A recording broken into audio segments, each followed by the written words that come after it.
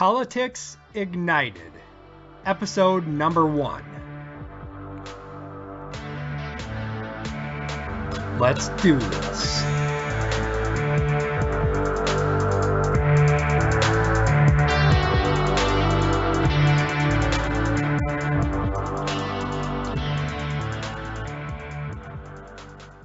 This is Politics Ignited, where we're joined by exciting liberty-minded political activists from around the world, giving you the Ignite Nation direct insight into how they got involved in liberty, what they are doing now to fan the flames, and what you can do to light the fires of liberty.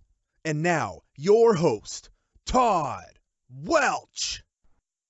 So on this week's episode, I am interviewing Michael Horsman. He is the author of The State of Freedom and Justice, Government as If People Mattered Most. And we're going to have an exciting interview, so let's go ahead and jump right into it. So today I have Michael Horsman. Is that how you say your last name, Michael? Horsman. Yeah, like somebody who rides a horse, except there's no E in it. Horseman, all right. And you're coming to us all the way from Ireland, is that correct? That's right, the east coast of Ireland. All right, perfect. And you have had quite a long journey in your travels to become, or to get to where you are today in your liberty-minded, libertarian point of views.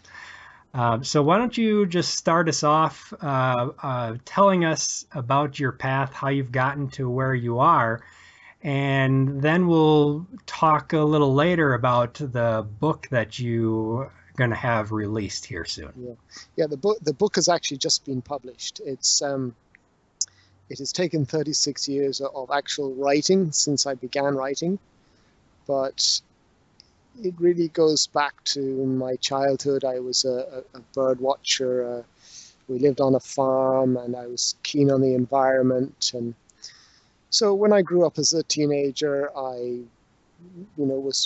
joined Friends of the Earth, and I was saving the whale and doing all these sort of things. But I always had at the back of my mind a question. What was the root cause of our environmental troubles or problems? I felt there was something very imminent, very immediate. And I remember in my late teens, I suppose it was, I read Schumacher's book, Small is Beautiful. And I remember being very frustrated that he was talking about philosophy or meditation or this sort of thing, but there wasn't something concrete, and it was a question that just wouldn't leave me. And then my father asked me to take on the management of the farm. And as a committed environmentalist, I had to start making decisions about the environment. And this really, I was very mathematically minded. I was very good at maths, and I saw that taxes on labor caused me as a decision maker, as a businessman, to maybe use a machine or chemicals where I might otherwise have used labor, because the taxes on labor just made it prohibitive. So I started then writing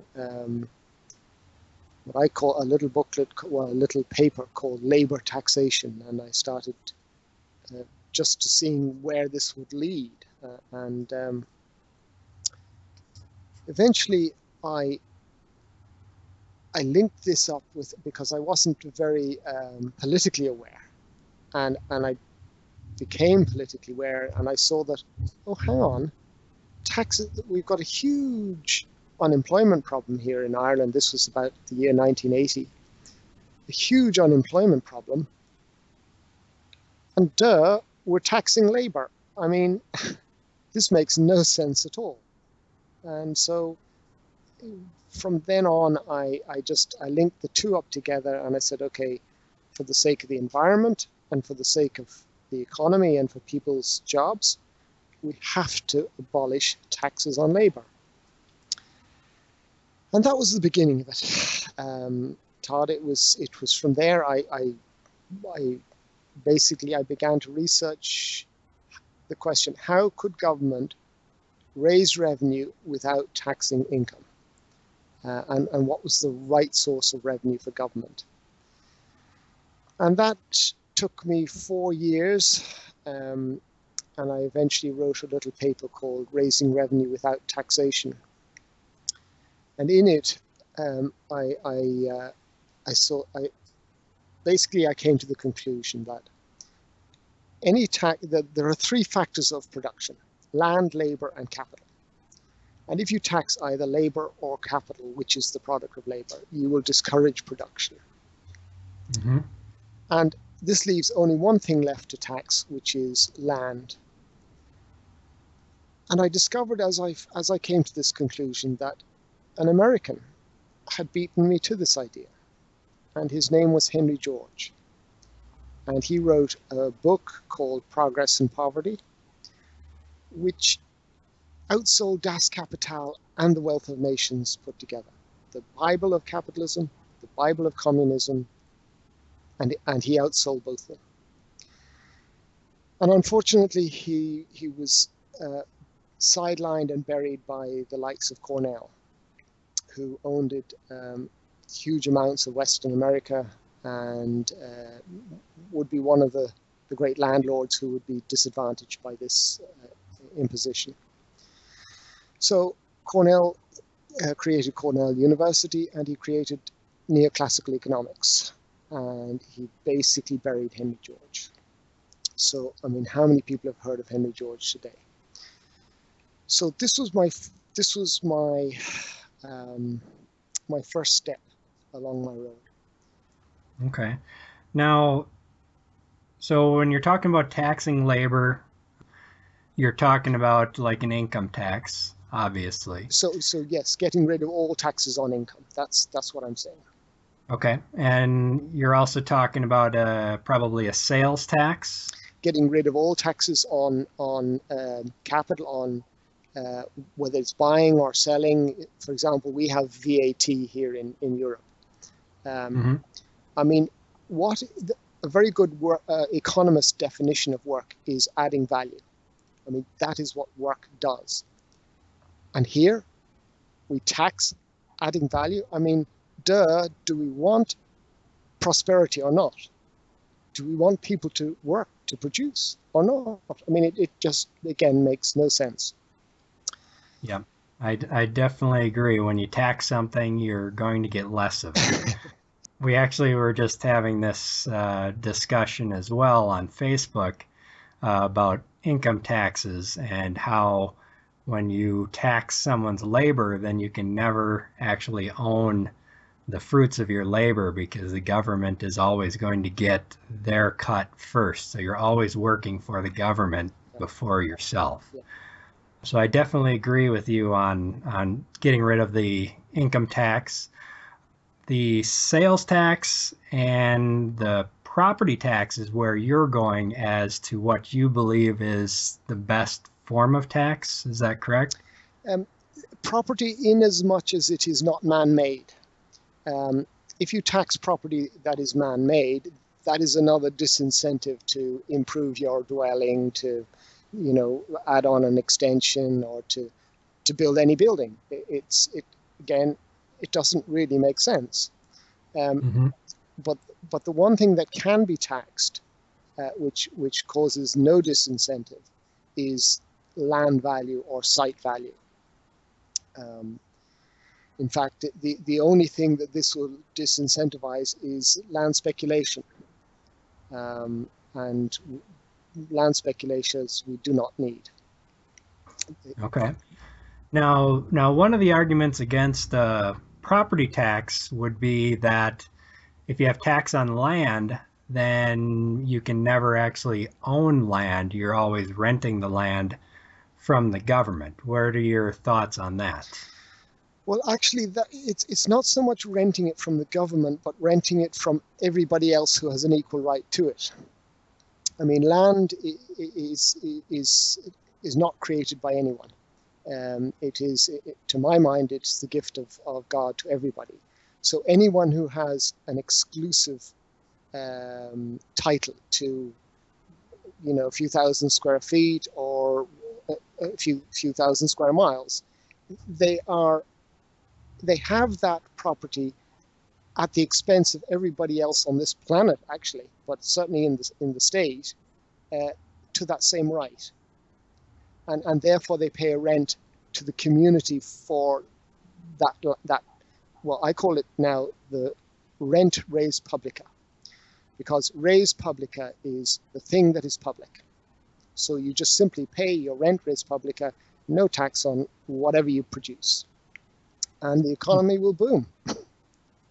Okay. All right. That's definitely a very interesting way to look at it. So basically, land is everyone's, and you are paying for exclusive use of that land, and that's basically the land tax or the property tax Correct. that you're paying to the government. Okay. Correct. Now, land tax and property tax and site value tax, these all have got connotations, and this is why I'm only just starting to use this term, rent res publica, because it self-defines. You're renting the thing that is public. Okay. All right. That's definitely an interesting concept. I have not looked at it quite that way, and so it's definitely interesting. And I think we're kind of getting into some of the topics in your book. So why don't we go ahead and bring it over to your book, which I see on Amazon. It says it's going to be available on July 1st, but you say is already published? Yes, I'm not sure. That's must be on the American Amazon, and here in over here it's already available. Yeah, I must check that up. Thank you for pointing that out. Excellent. And the name of the book is The State of Freedom and Justice, Government as If People Matter Most. And I really like the second part of that title, especially because obviously people are what matter most. And if the people don't have freedom and they don't have justice, then obviously you're not putting the people first. So why don't you go through and just tell us a little bit about the book and what actually brought you to writing it? Okay, well, Todd, I've explained really the first third of the book, which is about the economics end of it, the taxation end of it, and that we get rid of all taxes on labor and the product of labor or capital, and we have a single tax on land value. And this way, capitalism will flourish. Now, when I came to that conclusion, I found that there are organizations around the world, principally in America, which keep the ideas of Henry George alive. But they were getting nowhere, and I don't like to bang my head off a closed door. So I thought to myself, well, okay, if this is the right way to raise revenue for government, if this is God's method for raising revenue for government, then what does this mean for the expenditure end of government? What should actually government be doing? And this was a much bigger problem, took much longer to understand myself. It took about 25 years. But it first started with a book by, what many libertarians will know, called The Law by Frederick Bastiat. Yep, very good book. You know that one, yeah. And it condenses the heart of the issue is that governments always have to work through force or the threat of force. They can work no other way. And because they work through force or the threat of force, it means that government must be limited to places where force is legitimate. So that means defense, it means police, and it means justice. And these three things are the only three functions of the state. Now, most people tend to recoil at such a minimal state. Mm-hmm. There's a natural tendency in man to say, oh, but the state must do this and the state must do that. And what about our health, our education, our welfare, And it took me a long time to actually figure out that no, private enterprise will handle education, welfare, and health 100 times better than the state ever can do it. Yeah, one of the complaints that I get when I talk about decreasing the size of government is it kind of boggles my mind, but people say, well, how will we make the roads? How will we build the roads if we don't tax people's income or have sales tax? And it kind of shows where people are at, not necessarily that they can't eventually get to the liberty point of view, but they have a very hard time thinking about what a small government would actually look like. Yeah, I mean, I really do think it's on the level of people worshipping the state. They think that this is, got to give us our health, our education, our welfare. It's cradle to grave. It's, the welfare state. And people have got to be torn away from that and say, no, the state is anything to do with force, defense, your military, and your police, and your justice system. And so there is the second third of my book. And I've put Henry George and Bastiat together in a way that I know of no one else who has done this. And I hope and I pray that both the libertarians will be able to take on Henry George, and the Georgists will be able to take on Frederick Bastiat. Because I believe once these are put together, it will be a world-beating solution. All right. Well, I definitely agree with the angle that you're coming at it from.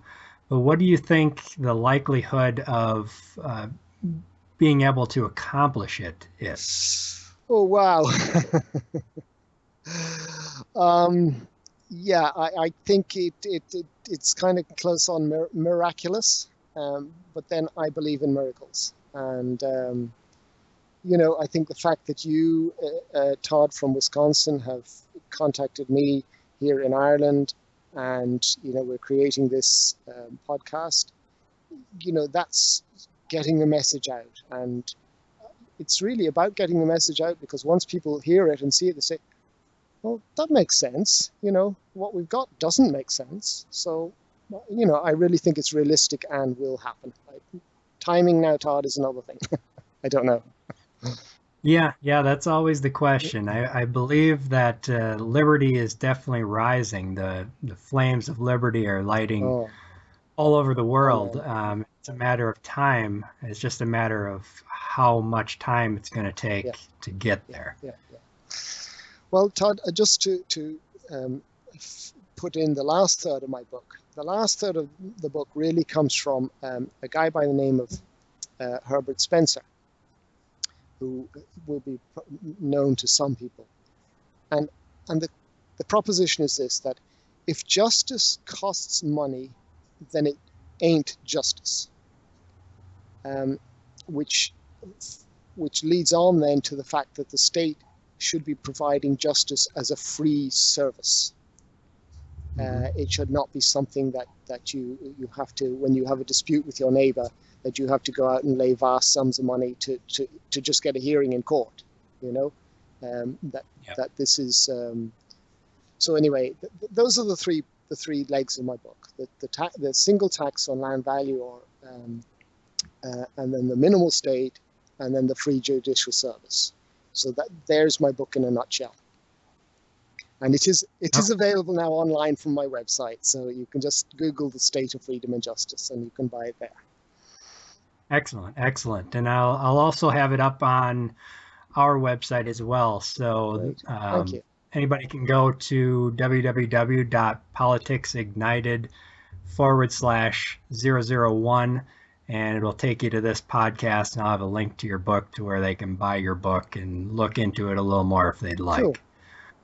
Thank you. Now, I definitely agree with what you're espousing in your book there. I'll have to think about the focusing mainly on property taxes. My thoughts have been more towards the sales tax side of things, sales tax and fees on government provided items. But I'll have to think about that a little more, where the land is basically everyone's, and you're renting it from the government to use Yeah, it in the way that you see yeah, fit. So definitely something I'll have to think about, and could definitely change my mind. We'll have to yeah. see.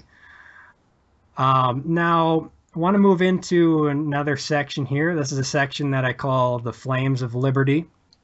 And what it is I just pick a topic or a headline that is interesting or engaging right now. And in the United States, of course, we're having our presidential elections where we're trying to decide who is going to be the nominees from all of the parties. And you probably know by now that it looks like Donald Trump is going to be the Republican nominee, and it looks like Hillary Clinton is going to be the Democrat nominee. The Libertarian nominee, the Green Party, the Constitution Party, they are still selecting their candidates. Okay. One of the big things that come up right now, myself, there's no way that I can vote for Donald Trump or Hillary Clinton. I think they'll both further erode and destroy our liberties in this country. But what comes up a lot is the argument, the lesser of two evils. That Hillary Clinton is worse than Donald Trump, and you should just vote for Donald Trump because he's the lesser of the two evils. What are your thoughts on that argument by selecting someone, the lesser of two evils, versus actually voting for someone you believe in, maybe in a third party, the Libertarian Party, Constitutional Party, if that's who you really believe in? Gosh, Todd, that's a tough question, and I really, as an Irishman, don't know how to. I couldn't advise, Americans on how to vote. But I think, as a principle, yes, the lesser of two evils. Sometimes we just have to go that way. Um, yeah, life is not a bed of roses, and there are many times in life when we are faced with this choice, and yeah, I just say, yeah, go for the lesser of two evils. Okay. Yeah, it's definitely sometimes in life you do have to. The way I look at it here in the United States, we've got the two major parties and the third parties, as they call them. And people argue that you have to pick between the Republican and Democrat because the other parties are not going to win. And I argue back, the only reason the other parties are not going to win is because you keep voting for evil rather than voting for someone who's good. So in my mind, that's the way I look at it, and most likely I'll be voting for the Libertarian candidate in the United States.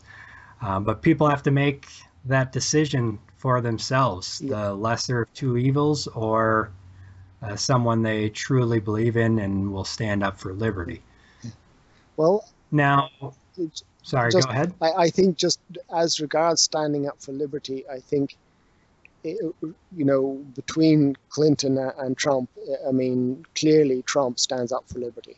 I mean, I just don't see that Clinton gets a look in there. She has been a disastrous representative in the State Department, and for liberty. I mean, look at around the world what's happening with the jihad movement. I mean, really, it's on her watch. Yep. Yep. So, yeah. No, Yeah, my main problem with Donald Trump is I just don't believe what he says. I've seen his shifting positions on things, and he's basically come from being a Democrat not too long ago, or liberal, and now is supposedly this hardcore conservative constitutional kind of guy. Yeah. And I personally see it as an act. So I'm just not sure if he will actually do what he says he's going to do. Yeah, he is an enigma. I mean, no doubt. I mean, who can read him? I certainly can't. But I do think, as regards defending liberty, I mean, he will defend liberty compared with Clinton. Just full stop. Mm-hmm. Yeah, if he gets elected, I definitely hope he does, but I'm not sure that I would hold my breath. Oh, Now, real quick, something that I probably should have asked earlier in the podcast. What is the difference between how does the Ireland political system run compared to the United States system? okay. Our system is really divided along Civil War lines from the early 1920s. Ireland really never got over the Civil War, and we have one Civil War party called Fianna Fáil and the other Civil War party called Fine Gael. And they have been trading, positions in government for ever since. And they are economically, their policies are almost identical. It's really about just we want to be in power. No, we don't want them to be in power. I mean, it is not, and this is why I'm a fan of Fox News. I mean, I will not listen to the Irish TV stations. I will not watch them for the news. It's just so banal and so meaningless. Whereas you have got what I believe is the only real debate is the debate about liberty. Is how much liberty is it possible? And that's what America really stands for. Yeah. Yeah, I definitely think it's what we were born out of and we were supposed to stand for. I think unfortunately we're moving further and further away from it every year.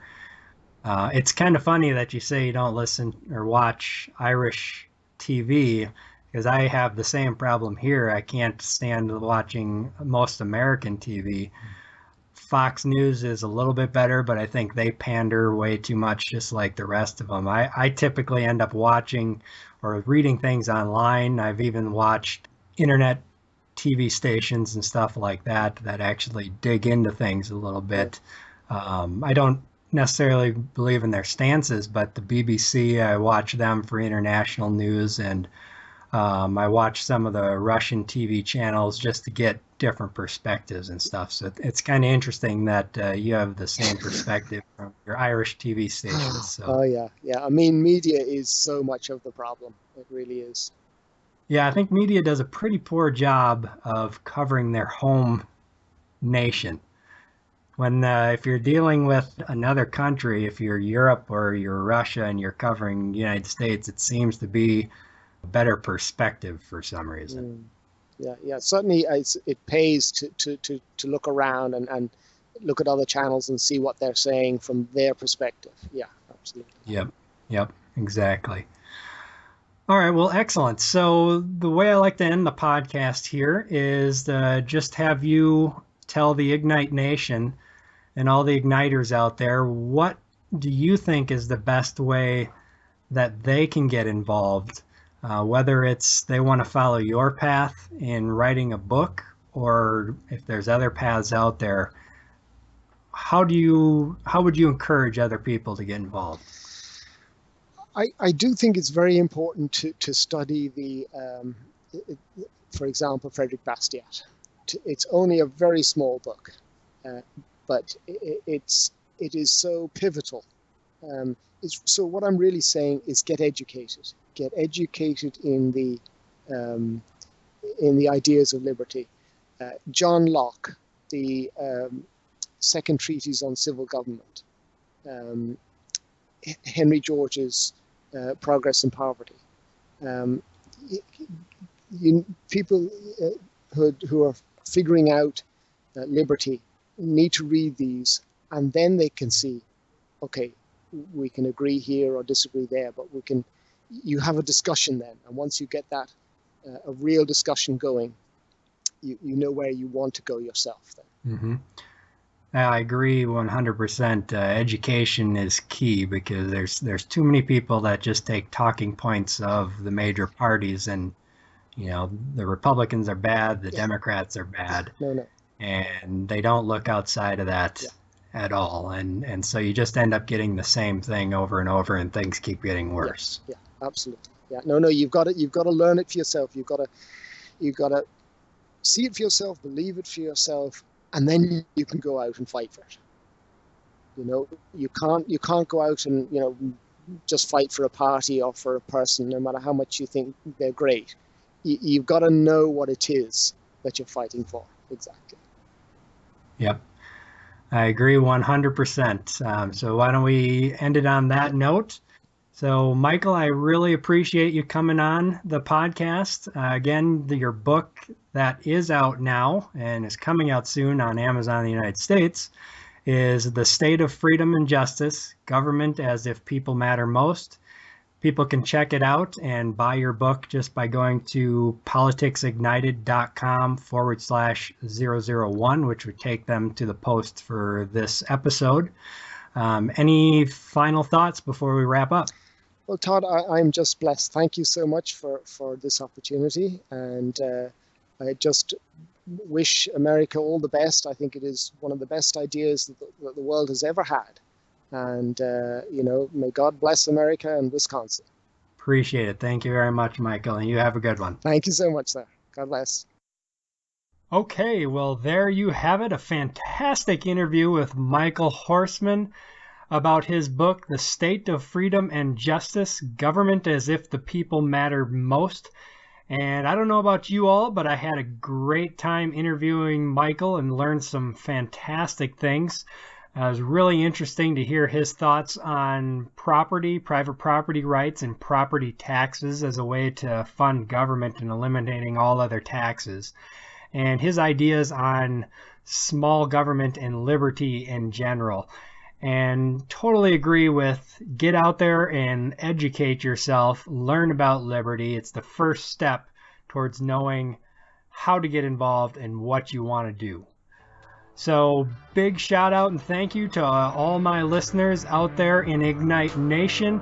Appreciate it, and we'll talk to you next time. Keep lighting the fires of liberty.